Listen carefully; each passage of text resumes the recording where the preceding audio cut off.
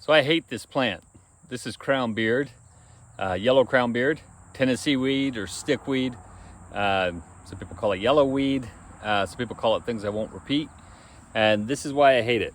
If you look at the ground here, there's nothing growing underneath there. It is a monocrop of yellow Crownbeard. That's all that it is.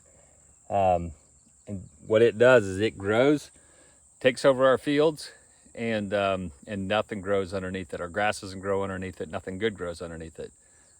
So this is a native plant. It's supposed to be here, but it's clearly out of balance. And so the questions I've been asking are, how do I get rid of it? But why is it out of balance? Why do we have so much of it? I think the answer of why it's out of balance probably has to do with a lot of history.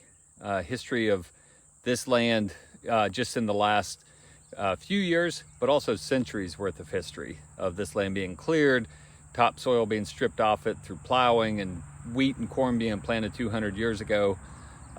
Subsoil trying to grow stuff, more plowing and more plowing.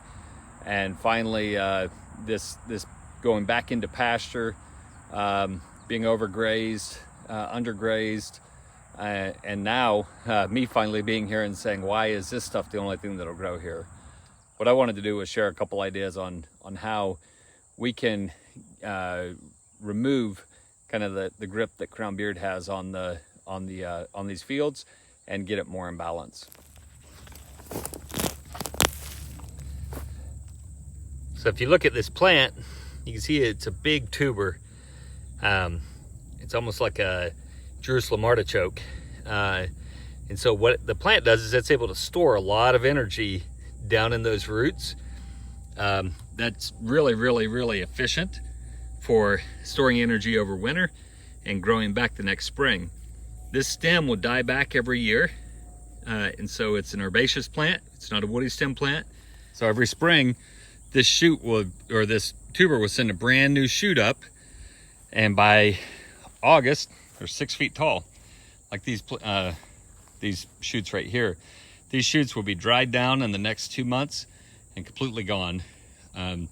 So the key is to mow it after, or graze it or stomp it or do something to it after this shoot has depleted its resources and before it has a chance to rejuvenate them or renew those resources. And so what I've seen is that the best time to mow is mid-June, followed by a second mowing in mid-July to early August. I think that's what does the most good. This is mowing that took place in early to mid-August. We probably did very little to hurt these roots because they've already had a chance to kind of pack away a lot of that energy for the winter. But what we're trying to do now is provide a lot of sunlight down to the grass, and so we can get our cool season grasses to grow this fall. And this is what will make winter grazing for us. So what we're trying to do is provide winter grazing, make sure our grass is healthy, and hope next spring we're in a position to be able to compete with the Crownbeard. So this is a field we mowed in June this year, mid-June. You can see how thick the fescue is. There's still Crownbeard, but it's far shorter than it would be than it is in the other field that we didn't mow. So that mid-June mowing seems like it's real key. This field we're stocking, and so I don't want to come in here and mow it right now because I want the sheep to eat this grass. But if we could graze this down, I would come and mow it right now also. If you look in here, there's not a lot of grass underneath there. This was a hay pat where we had fed hay really thick a few years ago. But even here, you can see the grass isn't as thick underneath the Crownbeard. So, if you look out there at all the Crownbeard, even though it's short, it's still having an impact on the amount of grass. And I wish we could have got 2 mowings done this year on this one. One of the things you'll notice is that there's very little Crownbeard in hayfields. So if you think about what a hayfield is, early in the season, the grass is allowed to grow and get ahead of the warm season plants. Crownbeard's a warm season plant. It really doesn't start growing until May. Late April, early May is when it really starts growing. These cool season grasses in late March are already getting going. By May, in a hayfield, they've formed a nice, thick, dense stand. And so the Crownbeard has a hard time getting up and getting ahead when it's got to grow through all that grass. When I'm in a pasture like this field, I grazed it down pretty tight. We lambed here, and so it was grazed pretty low in April. And so by the time May came, there wasn't a lot of cover for the plant. And so some of what Crownbeard is telling us, or when Crownbeard's growing, some of what the field is telling us is you graze this field too tight early in the year. And so I think early grazing or letting a thicker residual stay in April is key to preventing Crownbeard from taking over. The other thing you'll notice about a hayfield is they get mowed in June, and then, or late May even, if we can get on them. And so they get mowed right when the plant, about a month into the plant, this Crownbeard really making its growth. And so that seems to really hurt it. And then the other thing that you'll notice is that they get mowed again in July or August for a second cutting, or even late June again. And so that 2 times a year mowing, and that's fairly early in the season, long before this is ready to bloom in September. And then that residual, or that grass, cool season grass, being up over and shading in early May, those seem to be the key to getting rid of Crownbeard. So this is a spot where the sheep bed down. Every time they're in this field, they bed down right here. And if you notice, there's almost no Crownbeard here. So is there no Crownbeard because the sheep bed down here, or do they bed down because there's no Crownbeard? I don't know which one causes which, but I do think that there's a possibility to stomp for ruminants, larger animals, to stomp on or lay on Crownbeard and to damage it. But I think by concentrating grazing, I think there's a chance we can have a bigger impact on this plant. We don't have the ability to do that right now.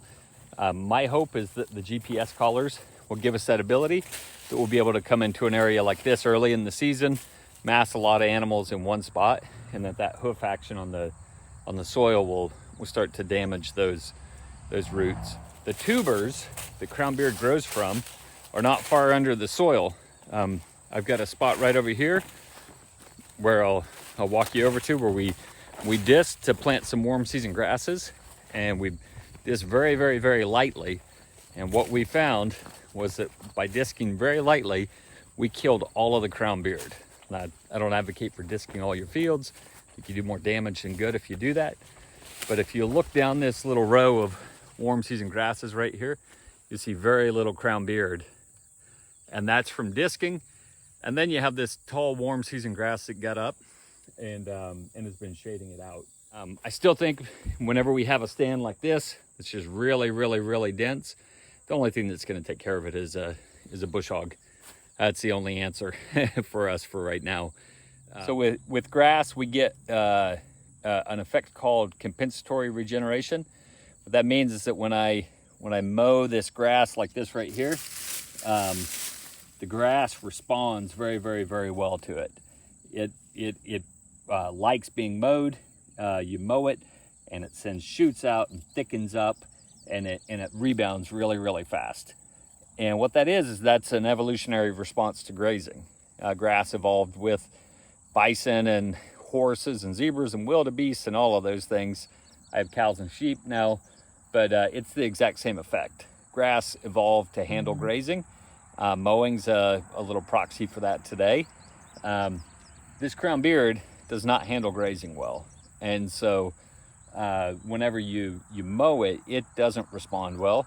A couple mowings a year and the grass responds very, very well in the Crownbeard and a lot of your other forbs like this, and especially these herbaceous perennials, don't respond well to that mowing. One of the things I've tried to do was to teach sheep or goats how to eat Crownbeard. There are some relatives. If you look at this plant, it's got some veins along the edge. There's a relative called wing stem. That's the common name we use, that has thicker veins thicker wings on the stems. And that plant, the sheep and cows will strip every leaf off of it. This plant right here, they won't. And so you see how thick of a wall I get just of Crownbeard. It's just really, really, really thick. What I did is I came in, I sprayed molasses on some of this Crownbeard, and I got the goats to chew on it just a little bit, and my hope was that I could teach them to eat the Crownbeard, and I never could. I tried it with sheep and goats and cows, never could do it. I think the issue is that it's really bitter. It's not, I don't think it's poisonous, but it is incredibly bitter. Just when you chew it yourself, it's very, very bitter. So there's nothing that I know of that will eat this stuff.